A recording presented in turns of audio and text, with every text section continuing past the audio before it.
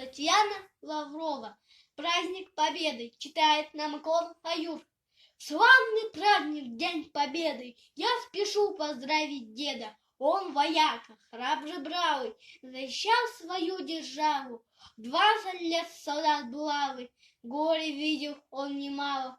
Он с боями шел от Волги, путь был трудным, страшным, долгим. Сталинград, Москва, Варшава, за отвагу орден славы. Столько званий и медалей вы, поверьте, не встречали. Дед рассказывал немножко про войну и про бомбежку, как в окопах кашу ели и до срока посидели.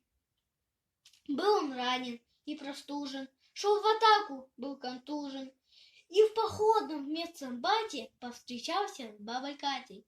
Повезло и ей, и деду, вместе встретили победу.